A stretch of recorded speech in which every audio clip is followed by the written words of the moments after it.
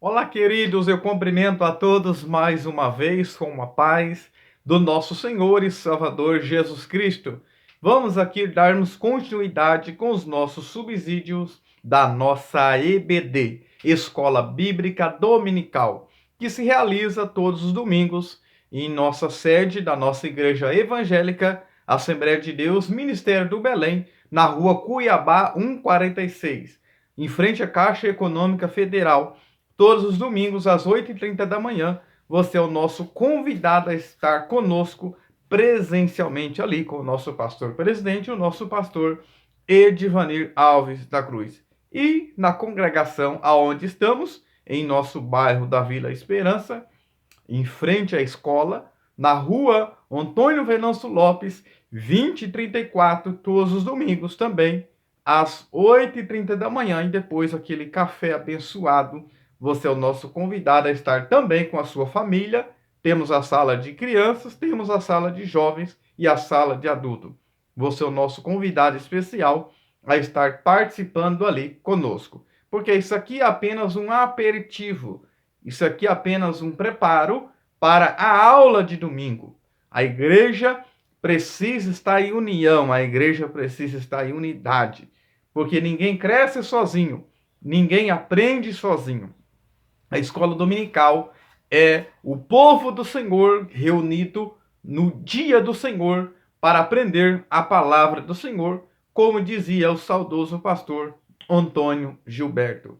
Muito bem, queridos, a lição passada estivemos estudando a lição de número 9, que nos falou sobre uma visão bíblica sobre o corpo.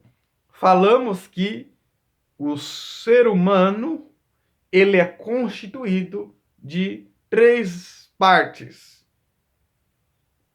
espírito, alma e corpo. Ele é um ser tricótomo.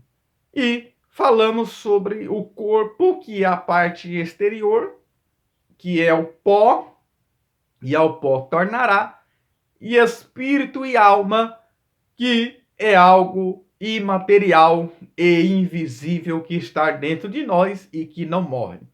Então, haja vista que é duas dimensões, dimensão material e dimensão espiritual, que é alma, e espírito material, que é o corpo. Falamos sobre a visão bíblica e a visão do mundo secularista. E falamos sobre os cuidados que deve ter no corpo, como tatuagem, marcar o seu corpo, tomar cuidados com a droga, com se automedicar, com fisiculturismo. Precisamos tomar cuidado sobre os dois extremos, que é a autovalorização do corpo e a desvalorização do corpo. Esses dois extremos, precisamos tomar esse cuidado. Temos que ter moderação, temos que colocar na balança. Não podemos não valorizar o corpo, não se vestir bem, não se perfumar, não cuidar do seu corpo. Mas também não podemos ter o exagero em cuidar demais a se tornar uma idolatria, um culto ao corpo.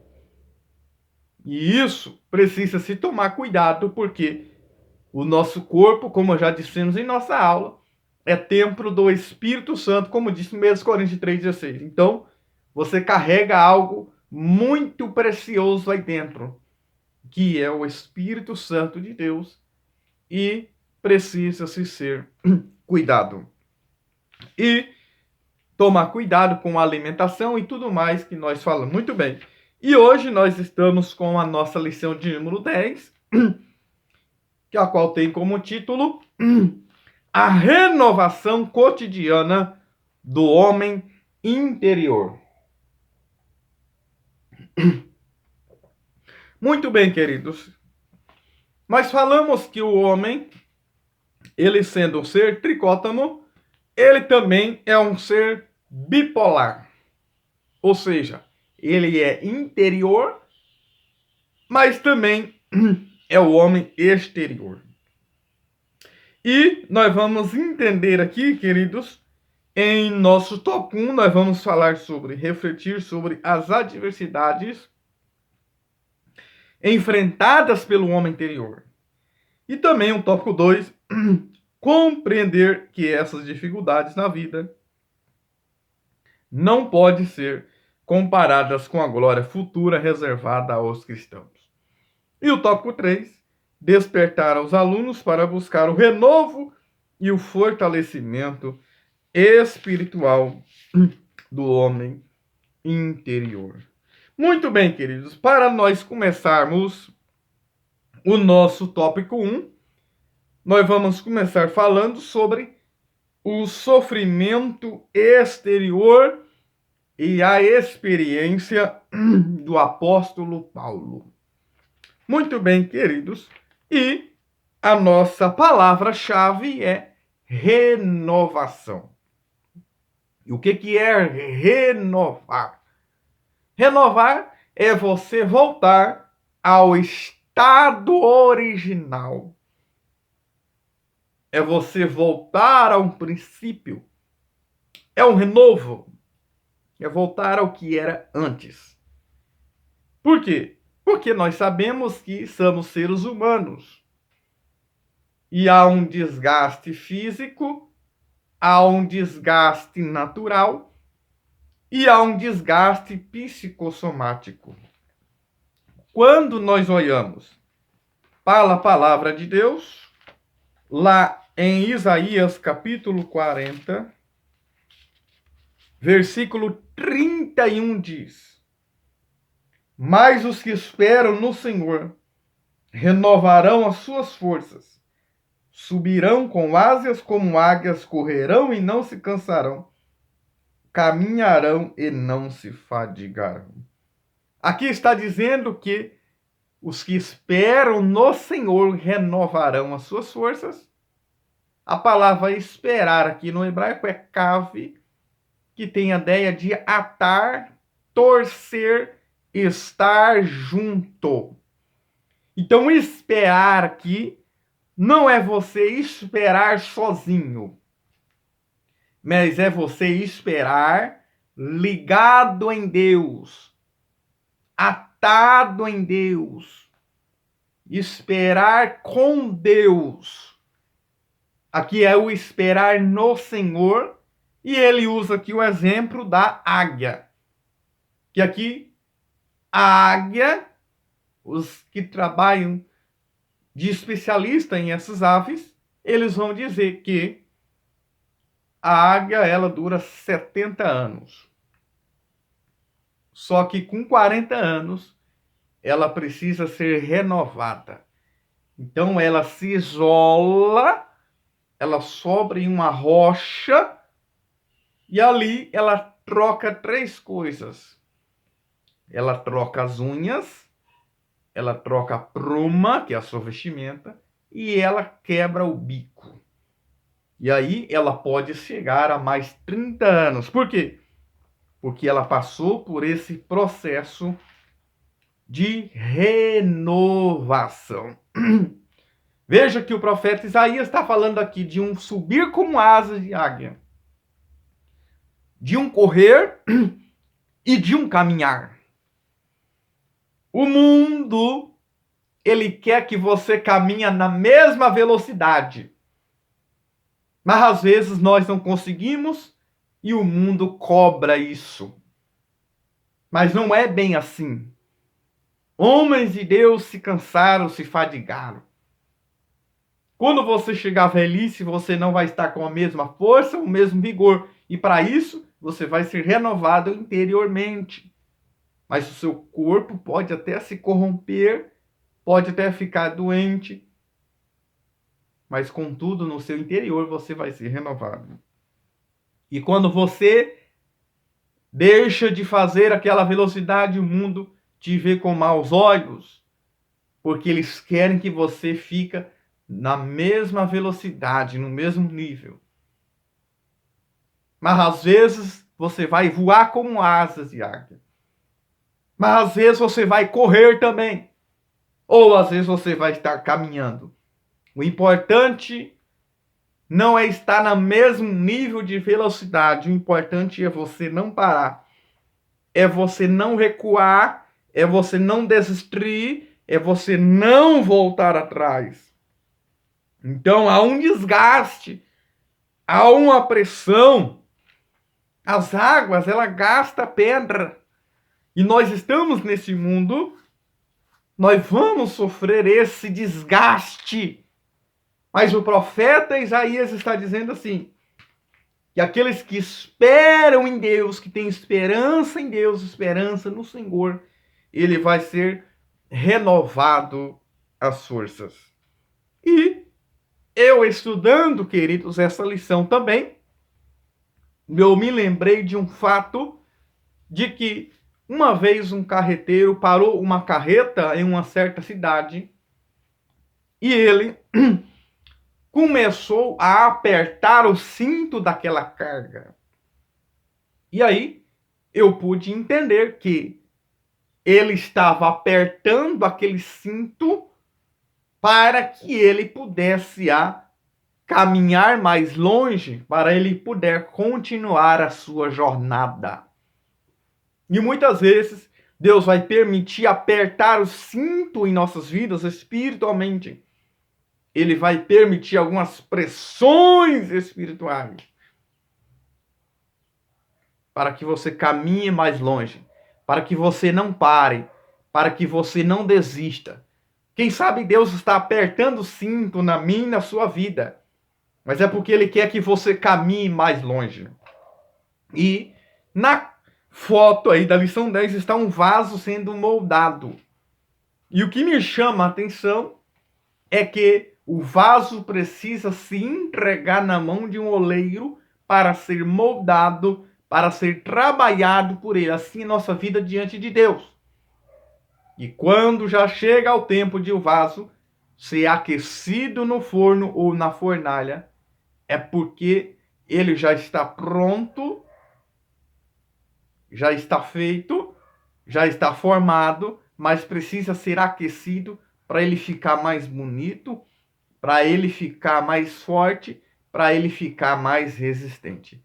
E às vezes eu e você vamos ser levados também a passar pela fornalha da aflição. O próprio Jesus passou luta e o próprio Jesus passou aflição. E nós vamos entender que na palavra do Senhor diz lá em Marcos 14, versículo 32, que ele teve compaixão da multidão que estava ali há 3 dias com ele e não tinha o que comer, mas estava com Jesus. Jesus teve compaixão deles. Jesus falou para os discípulos que deveria dar alimento para eles, mas foi por causa da compaixão de Jesus. Ou seja, eles estavam presentes ali com Jesus, mas a presença de Jesus com eles não anula a adversidade ou o sofrimento. E às vezes nós achamos isso, que estar com Jesus, vamos estar livres de luta, de prova, de problemas, as pessoas vão nos receber bem, vão ser um tapete vermelho, e não é bem assim. Então, nós vemos aqui no nosso tópico 1, queridos, que Paulo, na verdade, ele não queria morrer, porque ninguém quer a morte. Se você ver lá em 2 Coríntios 5, o verso 4, você vai ver isso. Leia do verso 1 ao 4 e você vai entender que Paulo não queria morrer. Né? Ele vai dizer lá em 2 Coríntios capítulo 5, eu vou até ler aqui para que vocês venham entender. 2 Coríntios capítulo 5, versículo 4 diz assim: porque nós, os que estamos nesses tabernáculos, gememos carregados, não porque queremos ser despidos, mas revestidos para o que mortal seja absorvido pela vida. Então, há um desejo de Paulo que não era de morrer, mas ele morreu. Mas o importante é nós termos essa presença de Deus em nossas vidas. Paulo aqui, ele sofreu muito na terra, A experiência do apóstolo Paulo, você vai ver lá em 2 Coríntios capítulo 11 e o capítulo 12, você vai ver que ele vai ser levado ao terceiro céu, uma visão ali. Ele vai ser levado ali. Só que no capítulo 11, você vai ver todo esse sofrimento do apóstolo Paulo. Você vai ver que ele passou prisões, açoites, apredejamento, perseguições, fadiga, fome, sede, frio e nudez. Tudo isso o apóstolo Paulo ele passou. Isso mostra a nossa fragilidade. Somos seres humanos, somos frágeis. Paulo ele foi em Damasco perseguido, desceram ele pelo cesto. Em Jerusalém ele foi rejeitado. Em Tarso foi esquecido. Em Listra foi apedrejado. Em Filipos foi açoitado. Em Tessalônica e Bereia foi escorraçado. Em Atenas ele foi chamado de tagarela. Em Coríntios de impostor. Em Éfeso enfrentou feras. Em Jerusalém ele foi preso. Em Samaria acusado. Olha tudo isso que o apóstolo Paulo ele passou também, prisões ali em Roma, mas ele tinha a liberdade de anunciar, de falar a palavra de Deus ali em sua própria casa. E aí nós vimos o exemplo do apóstolo. Que exemplo que ele deu sobre perseverança. Paulo vai dizer em 2 Coríntios 4,16: ainda que o nosso exterior se corrompa. Ele vai dizer, mas ele vai dizer que isso pode até se corromper, mas o interior se renova dia após dia.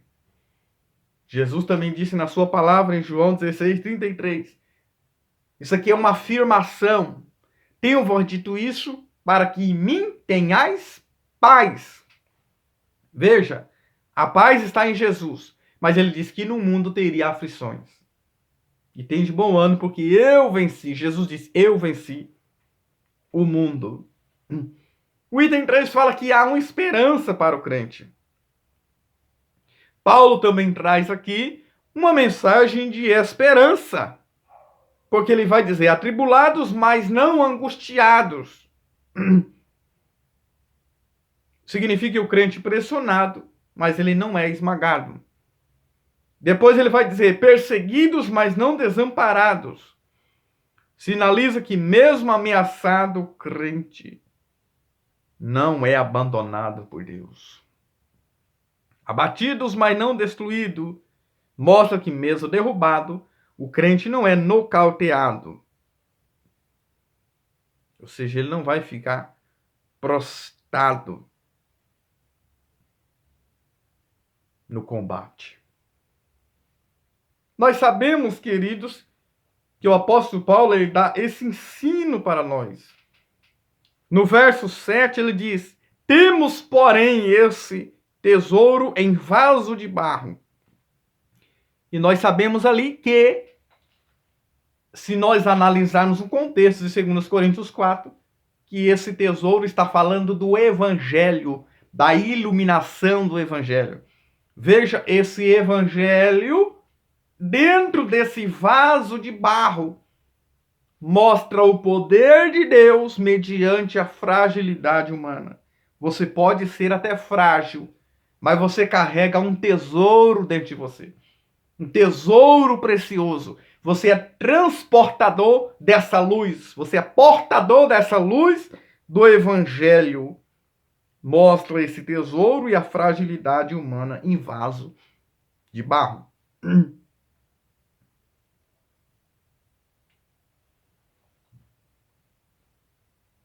Nós sabemos, queridos, que o nosso adversário, ele já está derrotado lá na cruz do Calvário, mas nós temos as nossas aflições do nosso dia a dia. Nós temos as nossas aflições. Nós vamos ver lá em 1 Coríntios 10, E o verso 13, que Deus ele sempre dá um escape para mim e a sua vida. Ele tem um escape. Não veio sobre vós tentação senão humana, mas fiel é Deus que nos dá escape. Sempre dá um escape para mim e a sua vida. Porque na escola secular, primeiro você faz a lição e depois a prova. Na escola divina, você só inverte. Primeiro a prova para você aprender essa lição. E você vai ver exemplo de muitas pessoas na Bíblia que foram provadas por Deus. Por que não dizer Moisés? Por que não dizer Abraão, que foi fortificado na fé dando glória a Deus? Por que não dizer o homem mais provado, que foi Jó? Que ele, mesmo sem saber, mesmo sem entender, ele aceita o que Deus estava fazendo.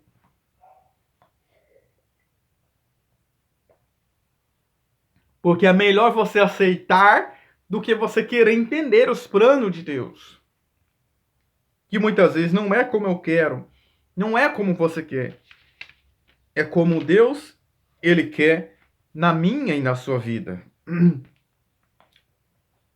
E aí o tópico 2 vai falar sobre essa renovação interior. O que é que nos dá essa força para nós ser renovados interiormente? É o Espírito Santo de Deus em nossa vida. O Espírito Santo é aquele que nos ajuda, é o agente que habilita o cristão a vencer-se firme contra as adversidades. João 14, 16, 17. Esse poder que atua dentro do homem interior, que nos dá força. Mas existe esse fortalecimento diário, queridos. Lá em Levítico 6,13, o fogo arderá continuamente sobre o altar. Mas o sacerdote colocava lenha para manter aceso. Ou seja, quem acendeu a chama, o fogo, foi Deus. Mas quem tem que manter essa chama acesa é eu e você. O verso 12 vai dizer que ele colocava a lenha, ele organizava a lenha para o fogo continuar aceso. O cristão, ele não pode desfalecer.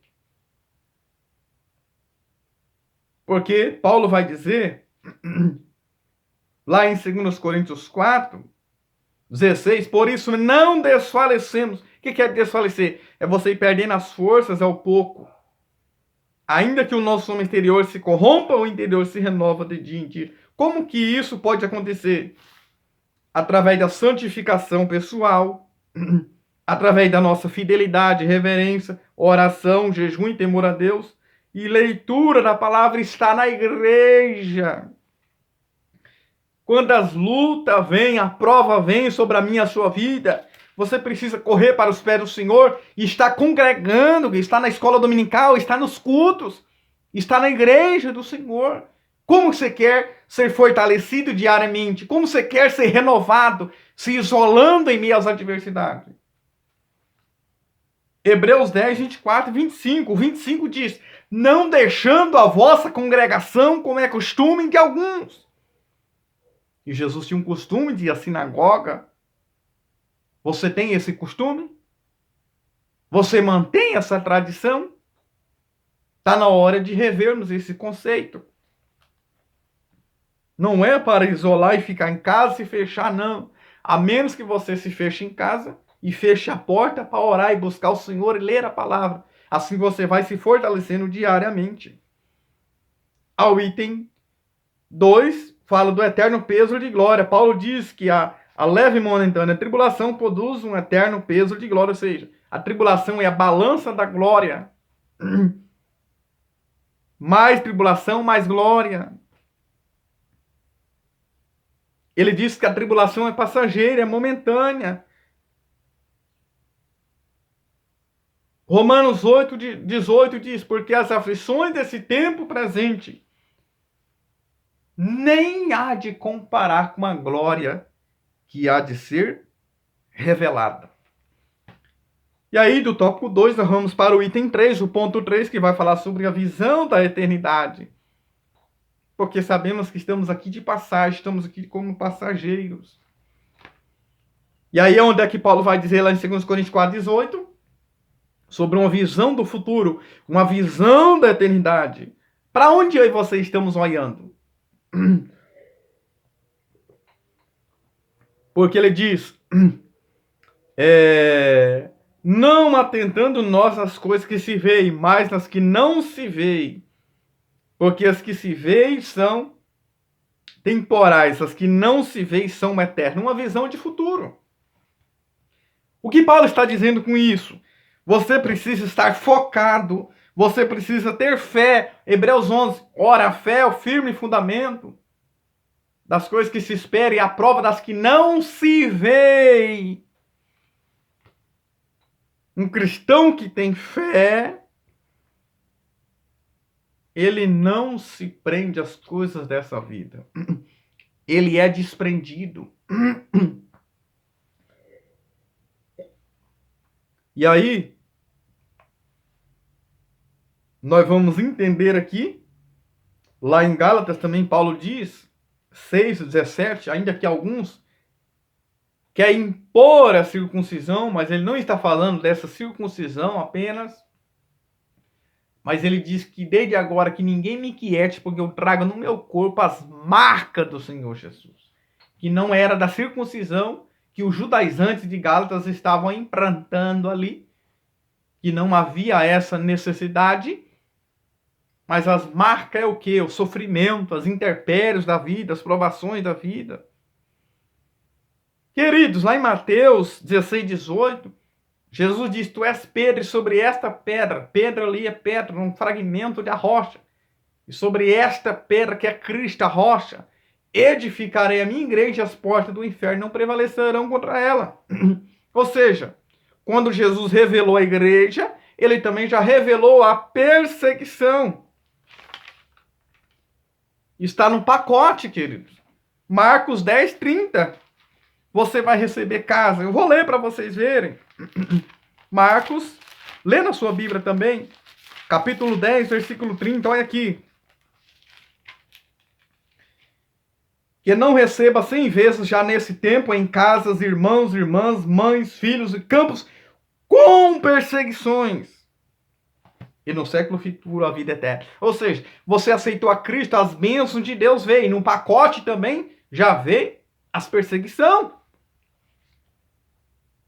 Eu estou sofrendo. Não é sofrimento mesmo, queridos.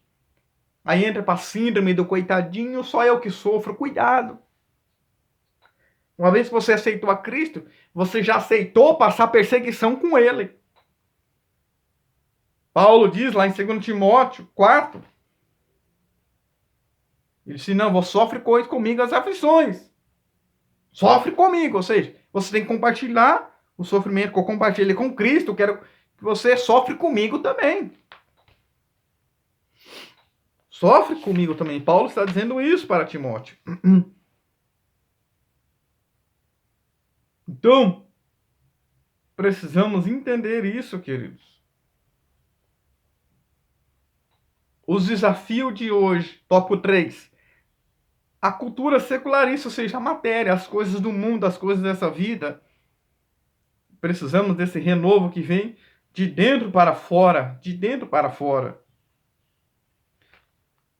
O desafio de hoje, há um desafio, querido. Josafá enfrentou um desafio, 3 inimigos, Amonitas, Moabitas e os Edomitas. Mas ele diz, Josafá, segundo as Crônicas 20, os meus olhos estão postos em ti, Senhor. Ele está dizendo assim, a luta vem.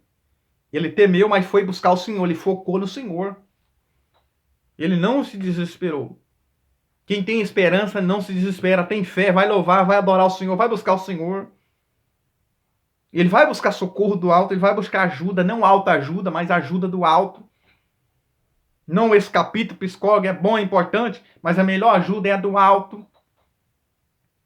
E nós temos também 3 inimigos, queridos. A carne, o mundo, o diabo. A carne está em nós. O mundo está entre nós. Hein?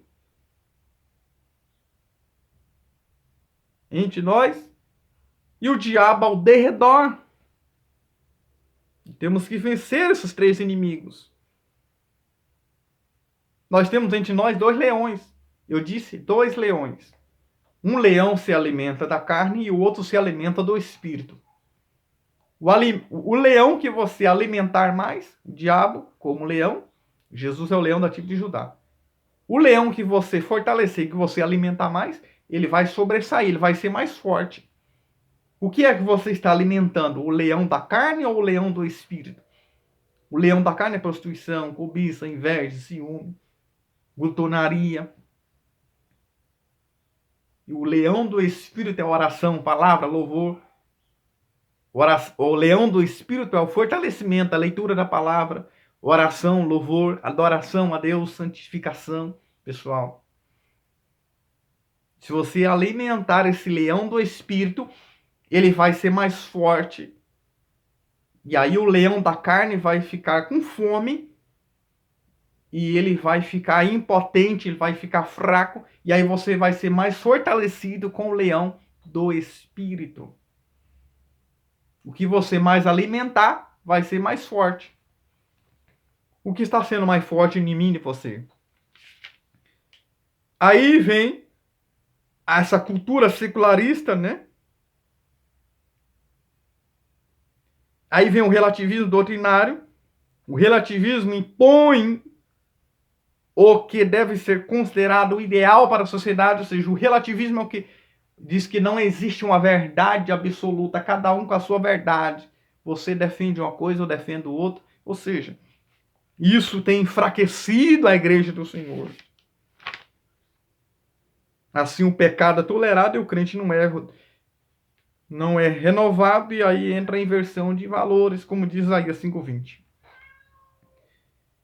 E encerrando aqui, o tópico 3, o item 3, mostra batalha espiritual. Todo salvo trava uma batalha espiritual. Por quê? Como estamos estudando esse trimestre, a Igreja de Cristo é o Império do Mal. Nós estamos nesse mundo, mas não somos aqui. Nós somos como um corpo. Quando entra algo estranho no corpo, você é atacado. Então a igreja é atacada porque ela não é daqui. É como um corpo estranho nesse mundo. Mas como vamos vencer isso? Através do quê? Da oração, através da leitura da palavra e dessa busca da presença de Deus.